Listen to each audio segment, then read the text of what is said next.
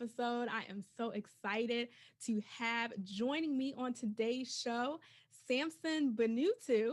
He is a Nigerian-American born director based here in Maryland. He is the owner of Crue Films, and he is known for his dreamy aesthetic and love for abstraction. He challenges visual norms by creating pieces that make you, well, think. So that's how Samson describes himself. Oh, man. He's very modest, everyone. So just make sure that you check out crewfilms.co because he's doing some amazing, amazing projects. So thank you so much, Samson, for joining. Welcome to the show. Well, thank you for having me. I really appreciate that intro, really appreciate that. But no, honestly, thank you for having me, and just being able to really speak on this platform. I really hope that people are just blessed by this conversation that we have. So looking forward to it. Before we press record, Samson was already dropping the gems. And I said, wait, we gotta press record first. So we're in for a treat today. It's gonna be good. It's gonna be good, guys. Yes. So Samson, before we jump in all the way, how has this pandemic been for you as a film director? How have you been navigating that?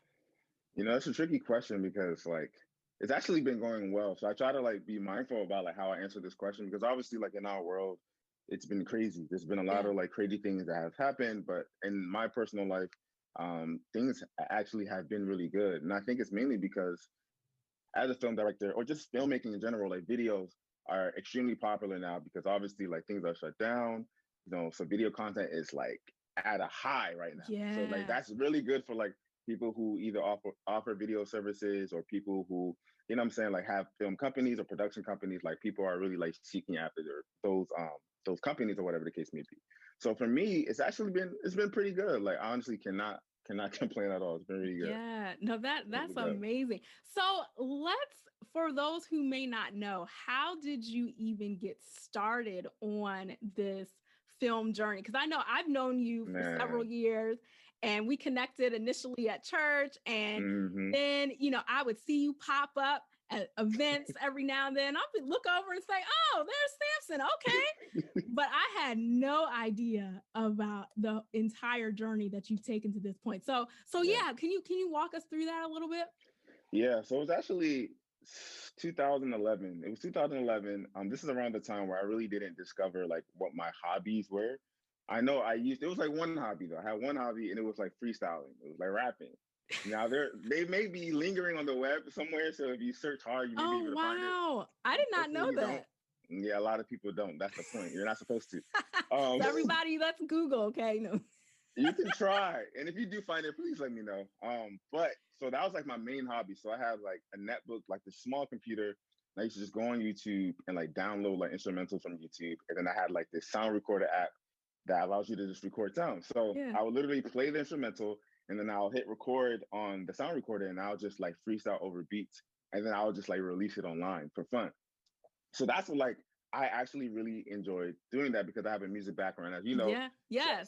Sam and I used to be on the same worship team. We did. So she played the piano and I played the drum. So obviously that kind of came from my father's side, because my father was a musician as well. So music has always been something that's been extremely important to me. It's actually my first love. So that was my first hobby. But then I was just you know what? I feel this is cool, but it's not as fulfilling. So I was on this journey to figure out what that next thing was going to be. Yeah. So with a friend of mine, her name is Deb, actually. It's a friend of mine.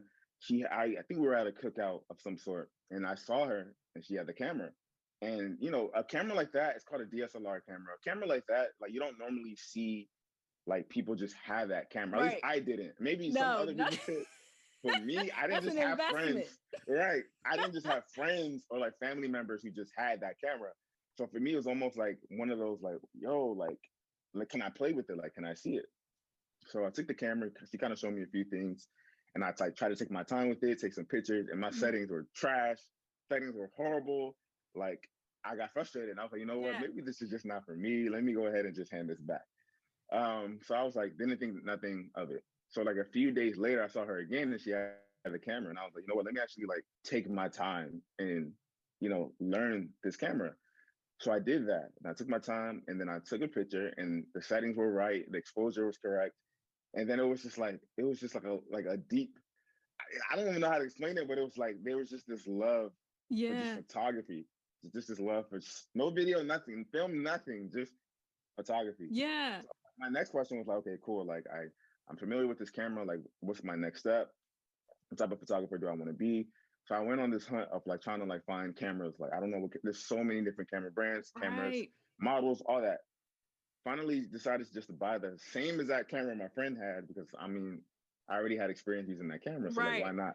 So I bought that camera and then I was on this journey of like self-discovery of like trying to figure out what type of photographer do I want to be, like what type of things do I want to shoot, like what do I like. And it literally just came from just me walking around my neighborhood with the camera, shooting my mom, my sisters, my siblings, shooting them around the house, just shooting random objects. Like I was very experimental as a child growing up. Yeah. I don't know where I think I may get it from my father's side again, but I was very experimental. So I would just try like a bunch of random stuff. And I was already into like fashion at the time. And I'm sorry if this story is long, but I got to give you the No, go backstory. ahead. We want to hear the whole thing. Got to give you the backstory. So I was into fashion at the time. Well, I still am, but it was into fashion, and I was like, you know what? Maybe I'll try like fashion photography. I really love fashion. I have a few friends who do makeup and who are Yeah. designers, so it should be easy to kind of like collab on a few projects. So that's what we did, and I was literally doing that for about like 2 to 3 years, like 2, 3, 4 years of just like focusing on fashion. And in between that, like I would do like events. And obviously this is fast forward after like I've already like decided that I'm gonna like, do fashion photography. So I kind of like omitted a lot of information. So this is probably like 2 or 3 years from that time I kind of like started. So I Hmm. would say 2013, 2014 was when I was like really like shooting a lot of fashion stuff. So I was just doing that for a while. And again, in between that, like a lot of random jobs came from like weddings and engagement shoots and a lot of like couple centered like jobs. And that's what I was doing. I was doing a lot of that to make money because even in college, that was how I made it throughout college as a Yeah. freelancer. Like I was still taking photos and doing all these events as a college student to like get by. So there Right. were times where I had no money in my account, but you're a college student. Who has money in Right. their account? You know what I'm saying? Unless God bless you. You got some rich parents, rich family. That's great.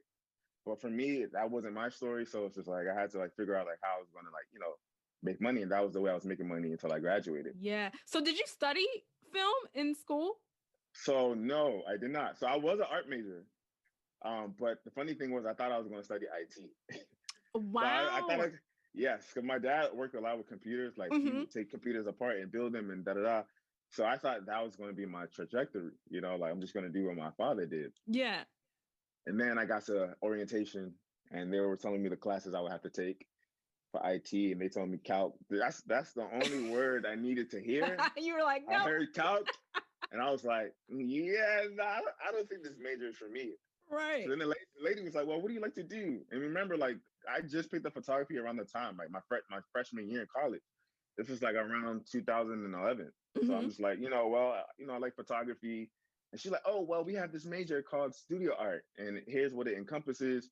And, photography was one course in the program, but it wasn't Yeah. like the only thing. I had to take a whole bunch of like fine art classes. So like sculpting, painting, woodshop, all the classes I really hated. I had to take all of those classes. But I thank God for it because it kind of like exposed me to like different mediums that Yeah. I wouldn't have been exposed to otherwise. So I did all of that. But yeah, I was an art major, and there was like an animation class. So that was like Hmm. the only class that was really like close to like film. It was like an animation class. And I actually got an A in that class. So in my head, I'm just like, okay, I'm really good at this class, but I'm terrible at my woodshop and painting class. So maybe I should kind of like go in this direction. But again, I didn't really think anything of it because I was strictly doing photography at the time. Got it.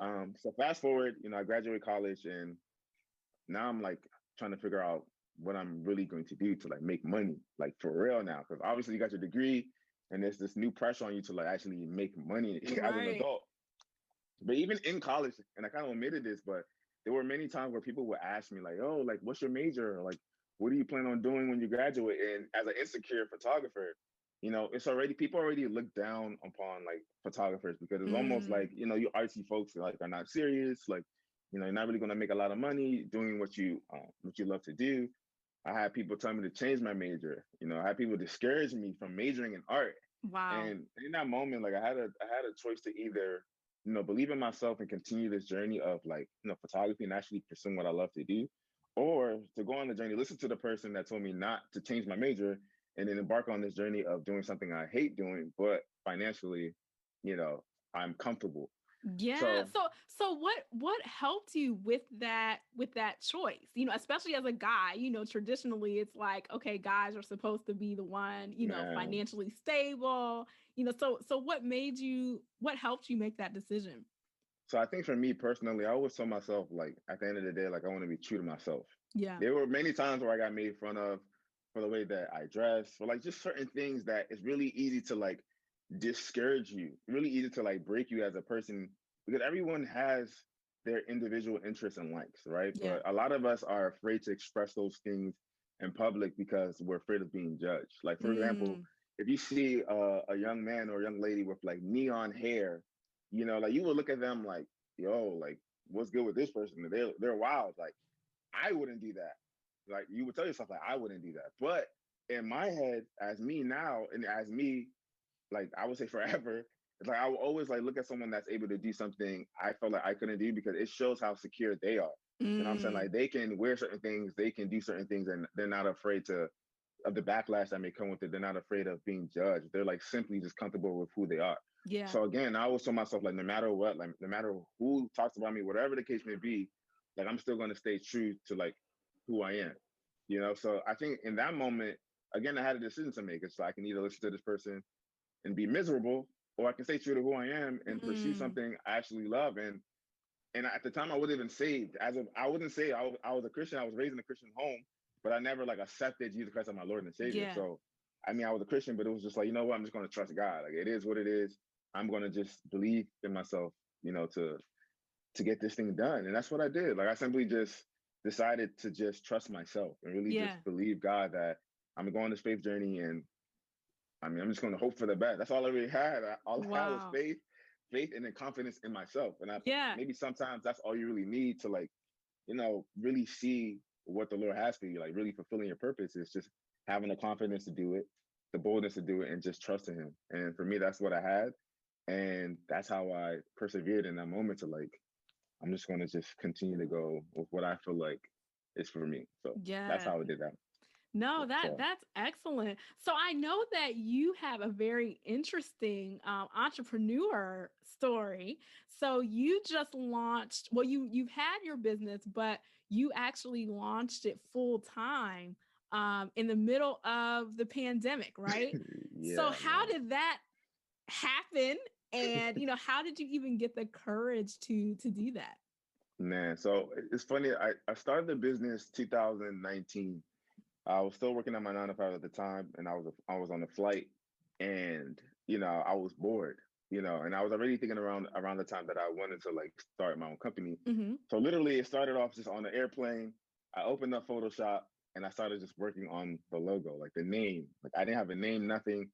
I was just like, let me just work on something while I'm in the air and I'm bored. So I did Wow. that, and that was kind of like the birth of like the company. It was just started off on a flight, made the name, logo, all that stuff, and then fast forward, I'm still at this 9 to 5, and I believe like man, like I'm really passionate about obviously film, but even at the 9 to 5, I was still freelancing at my 9 to 5. Got So it. any opportunity I had to like still make extra money while I was at my 9 to 5, and it didn't like clash with my 9 to 5, obviously I would take on that job. So Yeah. I was still working, I was still freelancing. People still knew me to like do film and stuff like that, so they hired me for certain jobs. So fast forward 2020, I would say 2019 is when I started praying about the move. Like I was ready to Mm, make a transition. So before the pandemic, I was ready to make the transition, but I didn't know the right timing of when I should leave. yeah. And I didn't want to leave prematurely.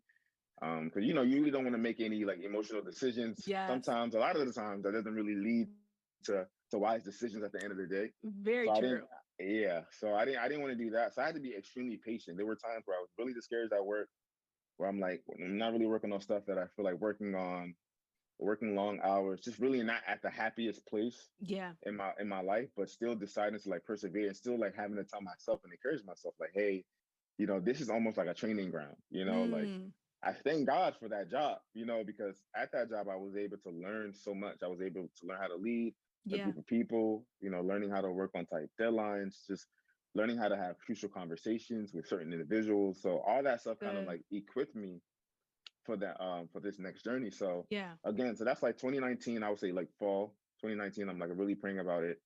And then like 2020, I would say like February is when I'm like, okay, I think I know when I'm going to leave.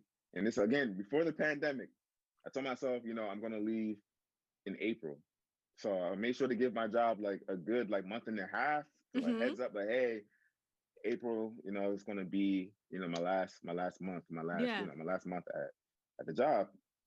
And obviously, like, it was shocking for a lot of people.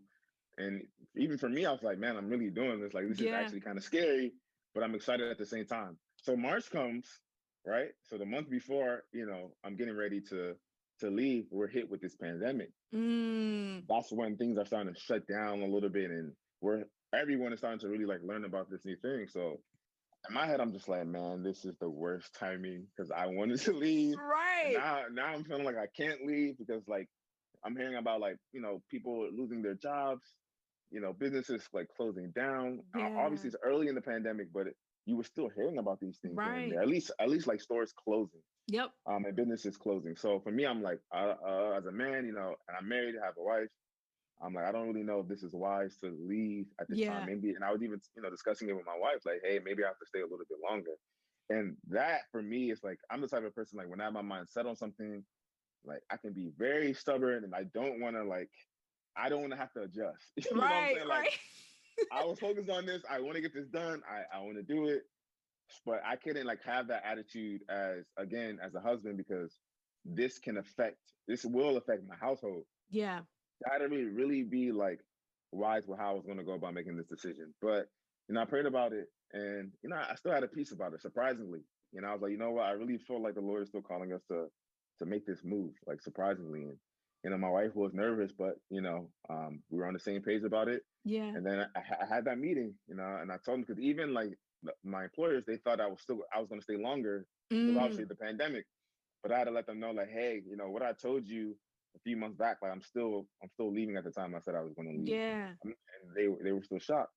Um, and April comes around, I making sure that I finish all the projects before I leave, and April comes, and it's literally my last month, and I'm done. I'm Wow. on this new journey. So yeah, it was scary. I'm not gonna lie. I don't want to like sit here and be like, man, it was just easy Right. peasy.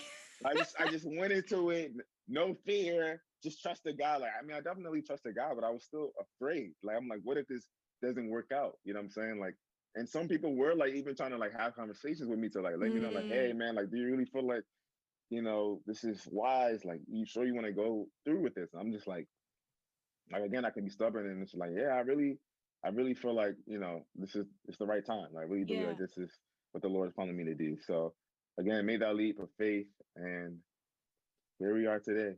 Here we are Wow. today. So That that is amazing. I just love that story, and just because I think, I mean, it takes so much courage, and it's like when you see someone else's business that's doing well, and it's like they're doing what they love, and you're just like, oh my goodness, that's so great. But it's not like an overnight thing, first of all, and then there's so much decisions that you have to man, go through personally, and especially if you have a family, that just adds a whole other layer to it. And yeah, even I think being a believer adds another layer to it, because you're like, okay, I want to make sure that I'm using wisdom. I want to make sure that I'm not just going after this fantasy, but so really just trying to even discern between that and yeah, friends and family, and maybe even mentors that might be trying to direct you, and you're just like, okay, who yeah. like who do I All right. who do People I telling me listen different to? things. I'm like, Lord, Yeah. Yeah. yeah, it So was what is tough. something that kind of kept you grounded even through that decision making part? Because I just don't want to skip over that. I think for me, it kind of reminded me of that college experience. It's just like, at the end of the day, like people, it's really easy for people to discourage you because again, they can't see themselves doing what you can do, or Mm, they can't see themselves thriving if they were to make the decision that you're trying to make. Like everyone yeah. is different. Like some people could have made that same decision and maybe would not have thrived, or it Right. would have took them way longer, So it's just like, again, for me, it's just like, I trust the Lord. You know what I'm saying? I truly believe that He's calling me to embark on this new journey. I feel like I've learned as much as I was supposed to learn at my 9 to 5. And again, there were many times where, again, I was discouraged, having to encourage myself. But I had to tell myself, like, this is like, again, training that Yes. I'm essentially getting paid to learn. And then, Yeah. like, sometimes that may not always be comfortable. And I really want to make sure I'm talking to like people who are in 9 to 5s now, who want to leave their jobs and feel like they may be wasting their time, or they feel like this has nothing to do with what you actually want to do. Mm, Like, obviously, just tell yourself that you're not going to be there forever. By God's grace, you won't have to. And at the same time, just like ask yourself, like, what am I supposed to be learning while I'm here? yes. Like, what key principles or what like organizational skills can I learn, or leadership skills can I learn while I'm here? Because there are certain things that our job requires us to do that we don't personally do in our personal lives. Right. Whether that's being organized, whether that's living by a calendar, like just small things that you have to do at your job that can bleed into your personal life and actually make things, a lot more efficient for you as a Yes. person when it comes to your productivity. So again, like these are all the things that I had to like encourage myself in to make this move. And honestly, I think again, it's just really just trusting the Lord and obviously seeing the fruit of like me being able to freelance. Like, Mm, if I didn't have any like freelance jobs coming in at all, like my 9 to 5 was literally my only source of income, then again, I feel like that deciding factor would have changed a little bit. Maybe I would have again waited a little longer to save a bit more. got it. So if money didn't come in, then we still have a cushion to live by.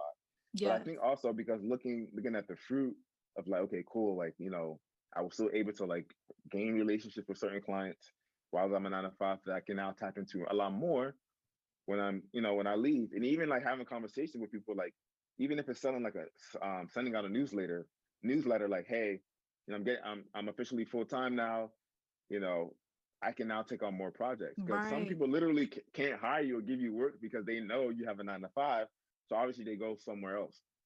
But when people do know you're like, okay, you're now available, then again, like that's more business opportunities for you. So for me, it's just Yes. like I had to think about all of this stuff. Like even my wife and I had to sit down and ask ourselves, like, okay, cool, like what retainer clients can we gather before we leave? And retainer clients essentially like Good. just clients you do work for on a monthly basis on a Right. certain contract based off like how many things they're going to be getting a month and how much you'll be getting a month based off like what you're doing for that particular client.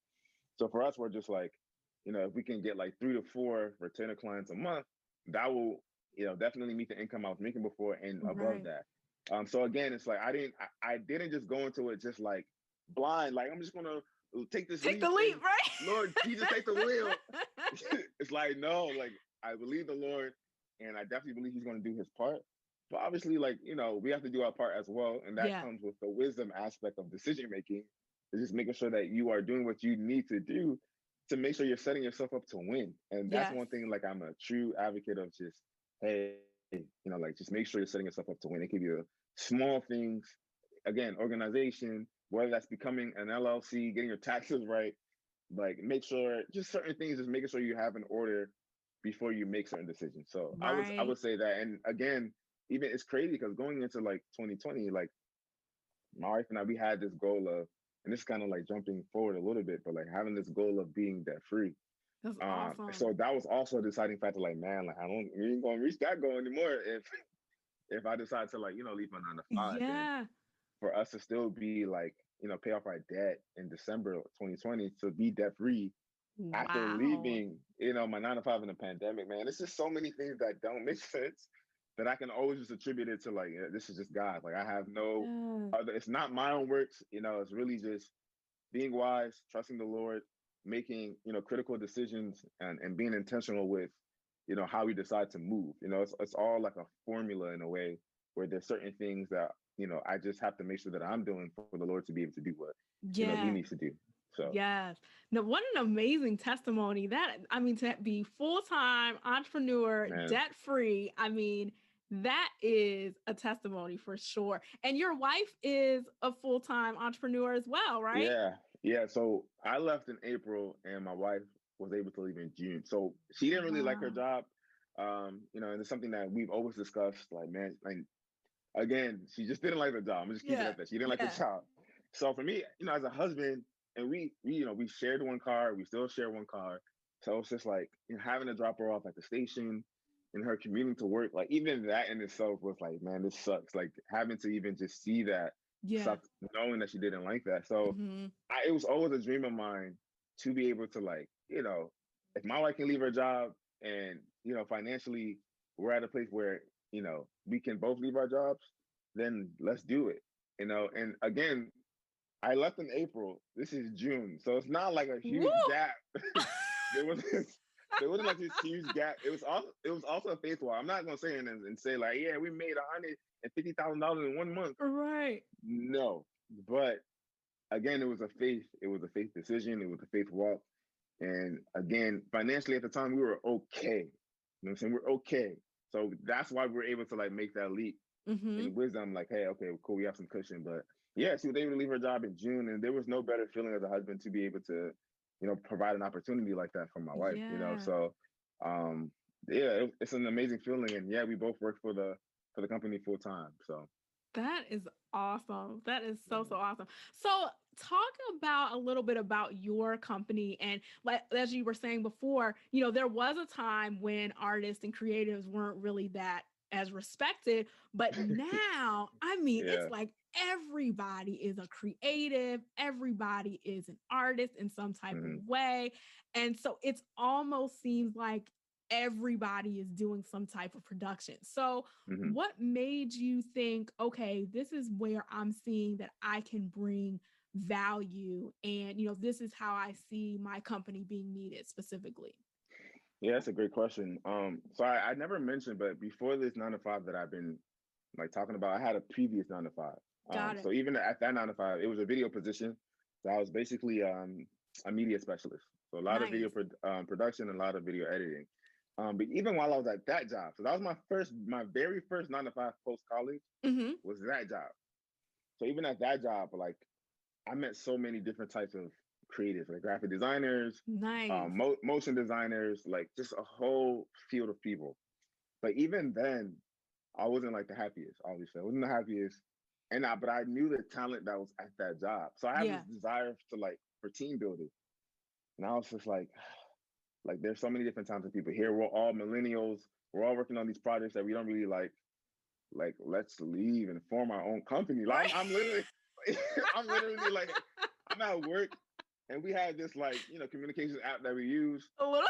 I'm like damn it, I am DMing people like yo like how would you feel if like we did this and we started this and we Yeah. collab on this, and obviously a lot of people they're not as like risky as others. So some people are like nah man like I'm cool, I'm I'm good good. here. Right.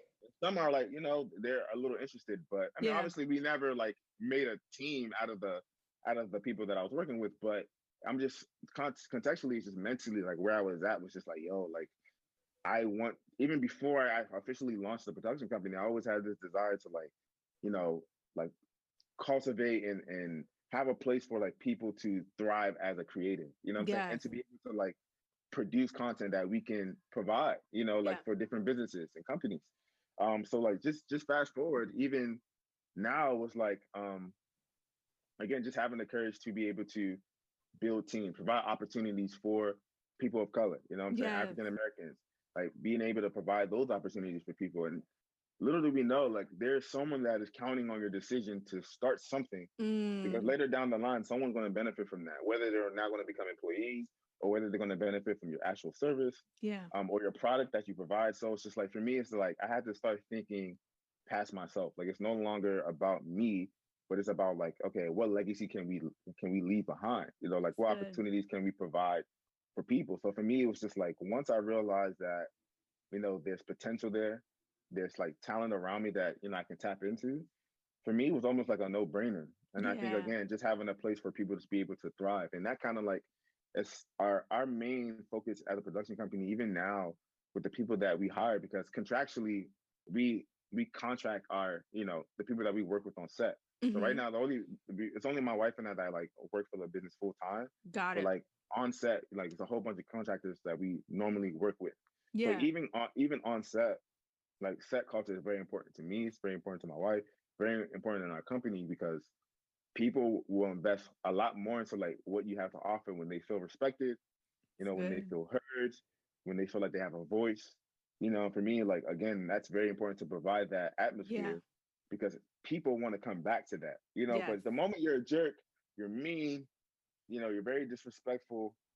Who wants to work with someone like that? Who wants Right. to come Right. back to that type of environment?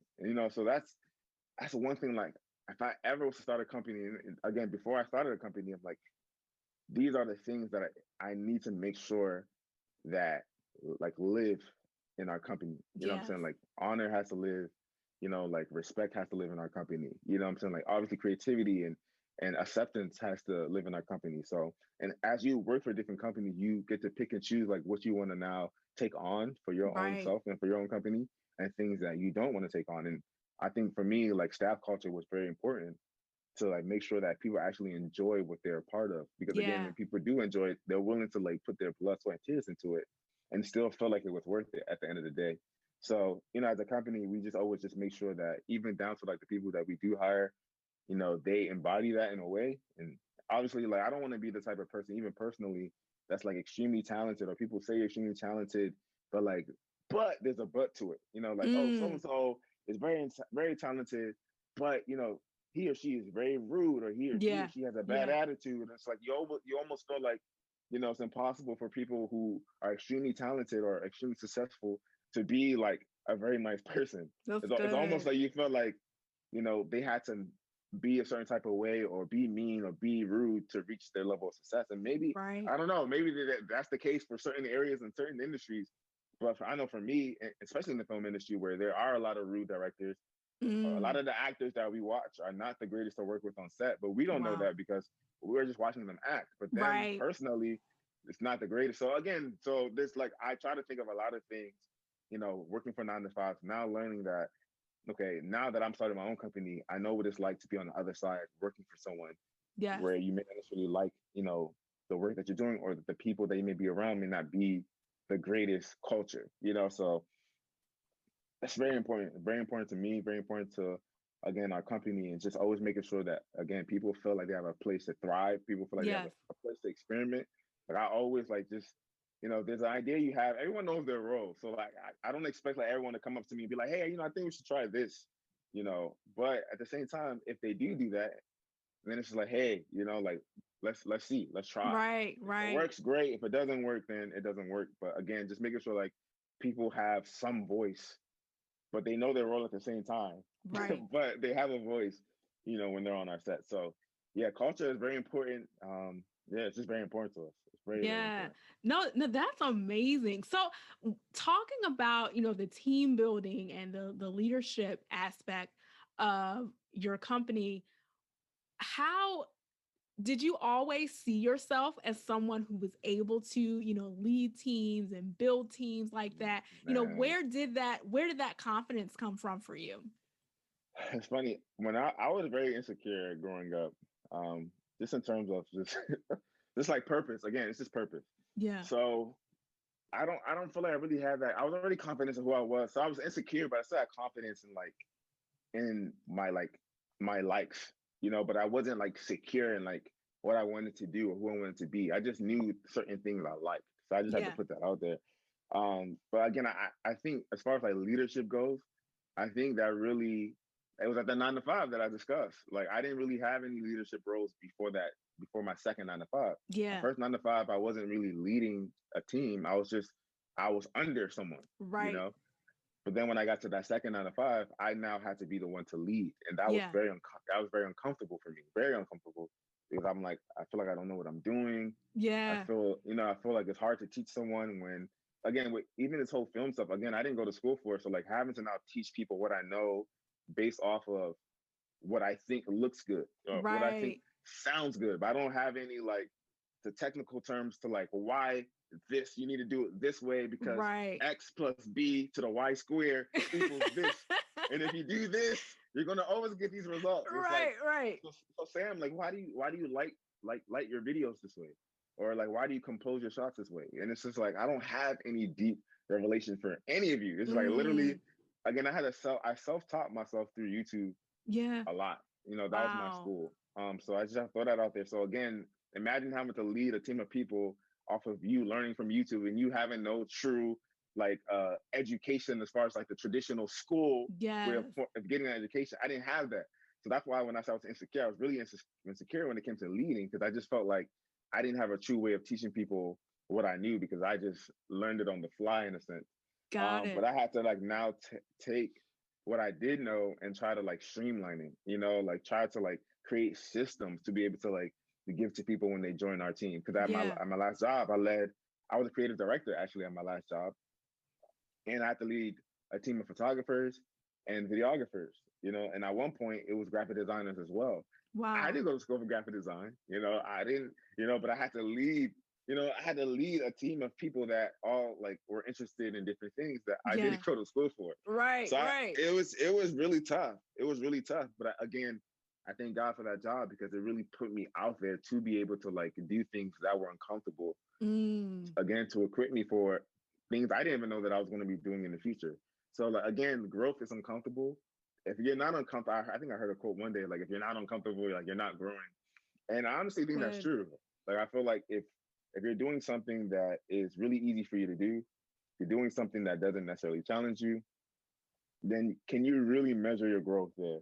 Like, can you really tell yourself, like, man, like, I've learned this new skill, or I've learned this new way of thinking. It's not always like learning. It's not always simply just about obviously like a skill, but it can just literally be your perception. Like I've learned to think a different way. It's not always like I've learned to shoot this, or I've learned to play this instrument. It's like, no, I just learned to like see money differently. I just learned to see like team building differently. It's not always like an actual skill set that you have to learn for you to actually learn something that's actually extremely pivotal to your growth as a person.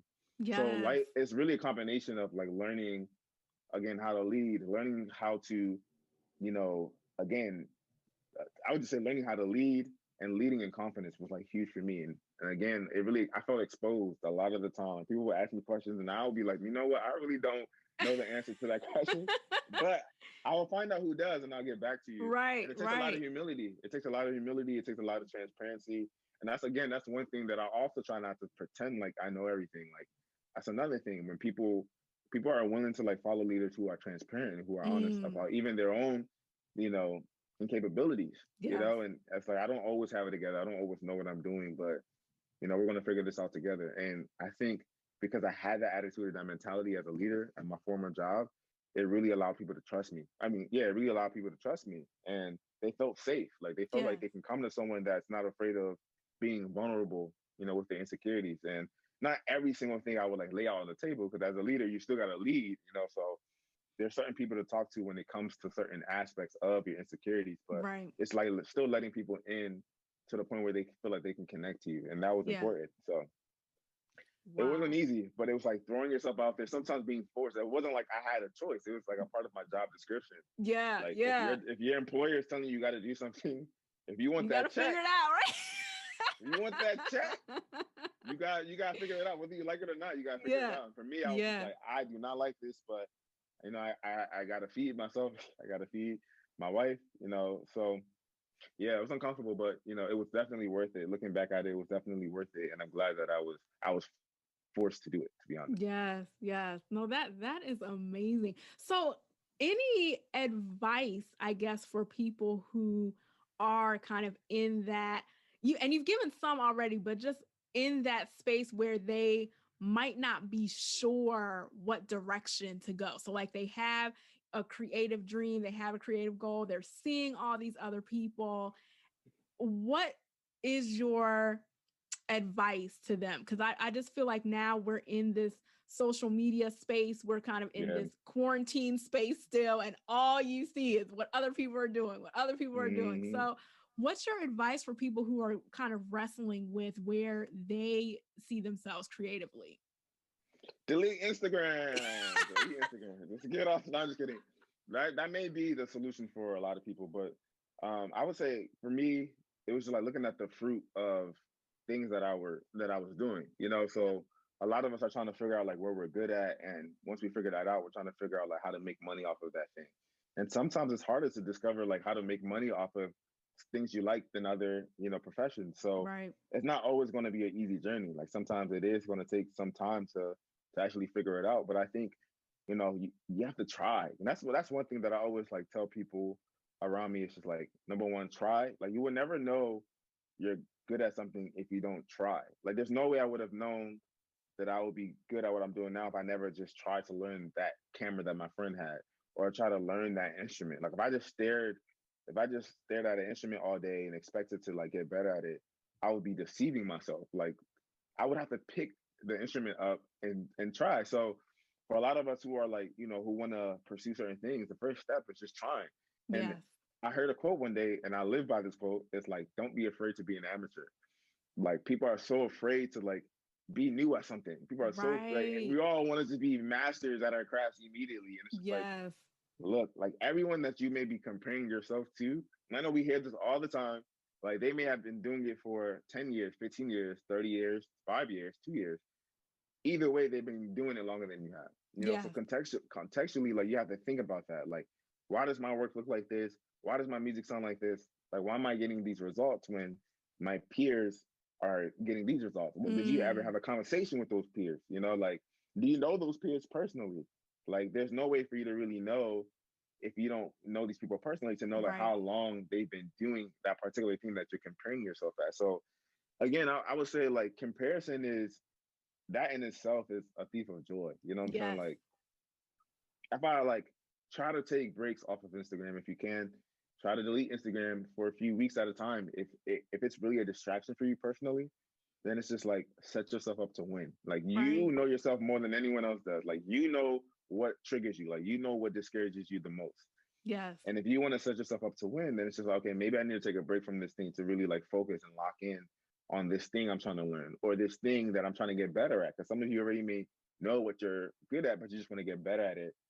Again, it's just taking breaks from social media, taking breaks from things that it's not always social media. It can be things in life can discourage you. Whatever Yep. that thing that's discouraging you, it's like, it's really just reevaluating, reflecting on why it's discouraging you and really trying to get to the root of the issue. But Yes. my advice would simply be to like, just try, like don't be afraid to fail. Like every time you fail is a step closer to like you being better at that thing. And then I would also say just like not being afraid to be an amateur. Like when you start something, everyone that's good at something the person that you may look up to, they weren't always good at that thing. They Right. used to Right. suck at Yep. that thing that they're now like glorified for. But Yes. like you got to understand, like they weren't always like that. And I feel like again, things shift when it can just shift based off how you think. Like if you just change your like perception and your perspective on skills and having a Yes. skill set, I feel like that would really help you to have a lot more grace over yourself. A lot of Mm. the times, like obviously we're our biggest critic, so we don't do things because we are telling ourselves that we're not good enough, or we're telling Right. ourselves that we're not capable of doing it, so we don't try, or it's a lot of things is just mental. So I think Yes. once you get past like the mental hurdle of like, whether that's discouragement, depression, or whatever the case may be, then I feel like again you're a step closer to like actually being great at whatever that thing you're trying to do. And again, it's not always going to be an easy journey. Like Yes. it takes a lot of time. It takes a lot of patience. It takes a lot of like, reaching out to people, asking Mm. questions. If YouTube can help you, YouTube is a great resource. Google is a great resource. The people around you, they're a great resource. So Yes. yeah, just try. Try, guys. Try.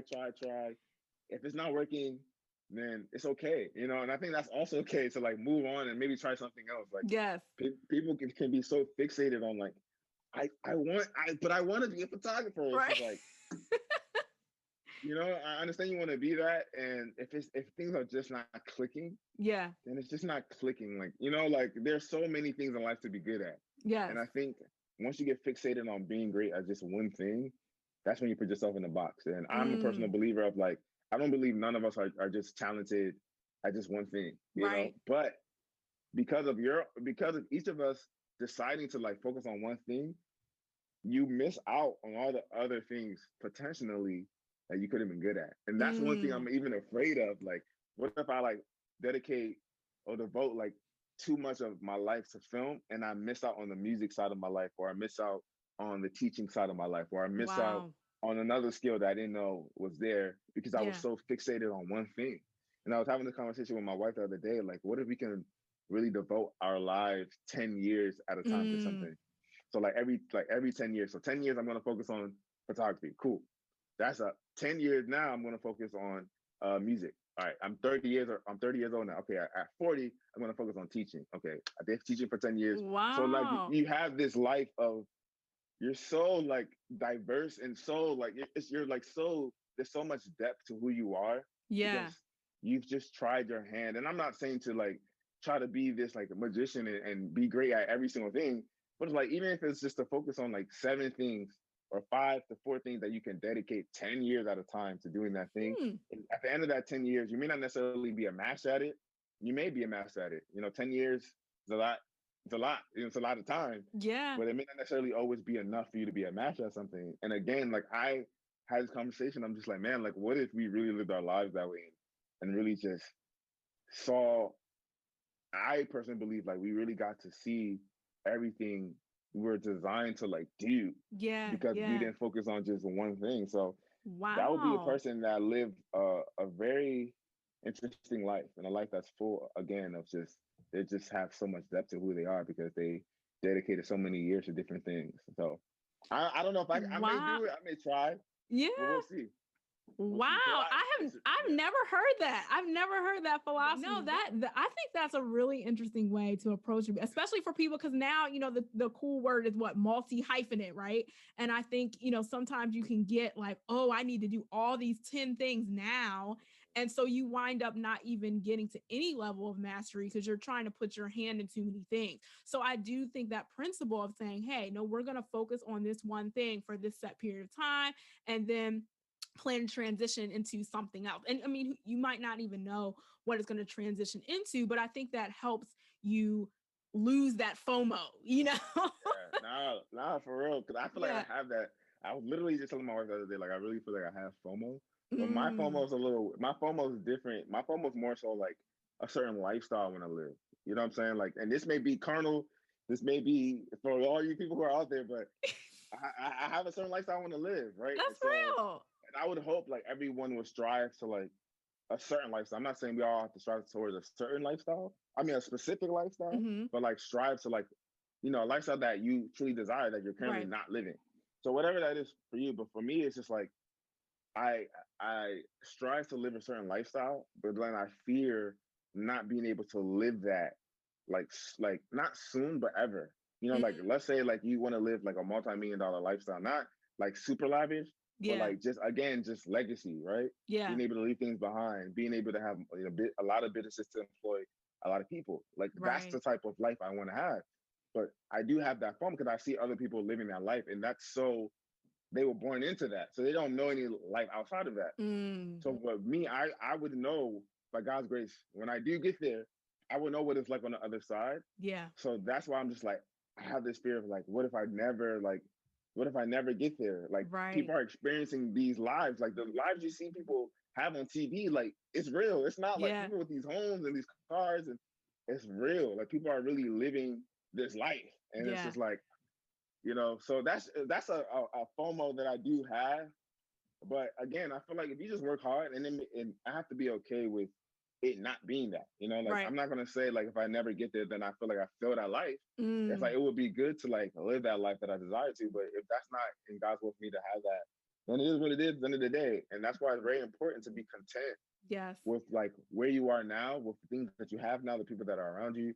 Not saying that you should be complacent, but like if all was to fail, would you be okay with the things that you have now? Would you be Right. okay with the people that you have around you? Like I think Yes. that's important, and not always feeling like joy is on the other side, but not joy is where you are now. You know what Yes. I'm saying? And you get to kind of like determine what things are going to affect you and what things you're not going to allow to affect you. Like we do Right. have control over our emotions, and it is hard sometimes. Like if someone wants to slap you in the face, I can't say I will just be happy. I Right. have control over my emotions, but I'm still a human being at the end of the day. So not trying to like go on a tangent, but No, yeah, that's man. good. I'm glad you said that because I do think we have that tension, right? Like you Mm-hmm. there are things that you desire. There's maybe specific financial goals or specific house goals or travel goals or whatever that you have. And I think now again that we are in this social media space that we can Yeah. see it's like, no, this is not a bot account. Like this is somebody's real account. I don't know what Real they're life. doing to get Real this, life. but Mm-hmm. I'm trying to get that, right? so Legit. so I think there's always that balance of, you know, realizing the opportunities that are available to you, but also being content where you are now, having joy where you are now, and knowing that, things are great, material possessions are great, but at the end of the day, it's about who am I as a person, and then how am I impacting the people that, God has brought into my life. So so I think that is a great note to close out on, because that is something that we definitely want everyone to remember and think about. For sure. I just really hope this is a blessing to a lot of you guys. And at the end of the day, man, like, just try to make a promise to yourself, even if it's like a vow to yourself, like, no matter what, I'm just going to stay true to who I am. And a lot of people may not like that. A lot of people may not agree. And you have to ask yourself, like, will you be okay with that for the sake of your own happiness, for the sake of you feeling like you're fulfilling your purpose? And you may lose some people along the way, like you may lose some friends, you may lose some, God forbid, but, family members, like the people who may be the closest to you may not agree all the time. And as a result, you may lose some people. So I would just like leave it there, but stay encouraged, like whatever dream is on your heart, like definitely pursue it. If you're at that 9 to 5 and you're frustrated currently, just encourage yourself and just tell yourself you're not going to be there forever. And, just work hard and just grind. Like, it's definitely a grind. After the 9 to 5, you may have to come home and work some late nights. It's not always a cakewalk, but as long as you have that tenacity, as long as you really just, that consistency also to just continue striving. I'm not guaranteeing how far. I'm not like, but you'll definitely be a lot further than where you currently are if you just set yourself up to win. I can guarantee you'll set yourself up to win. So definitely. Well, thank you so much, Samson, for being our guest today. This was amazing. So where can people find you and follow you if they have a film project that they want you to work on? Yeah, sure. So our website is cruefilms.co. So that's CRUE films.co. You can also follow us on Instagram. That's Crue Films, CRUE Films. And then my personal Instagram is just my first and last name. That's Samson Binutu. I'm sure you'll have it somewhere in the description. Yes, I will put it in the show notes so everybody can you'll put it in the show notes. Yep. So definitely give me a follow. If you are that person that's like, you want to gain experience or you just have general questions about anything, I love to be a resource to people. Awesome. Because I see the importance of that. When I was growing up, I didn't really have that person to just ask questions to. So I definitely see the value in that. So if you have any questions regarding anything film, just business in general, if I can answer it, I'll answer it. If I can't answer it, I'm sure I know someone who can. So definitely don't be afraid to reach out. Excellent. Awesome. Well, thanks so much again, Samson, for joining us. And we will be following you to see the next amazing projects that you have to work on. For sure. Thank you guys for having me. I really appreciate it. All right. Bye. Thanks so much, everyone. We will see you on the next episode. All right, guys. Take care.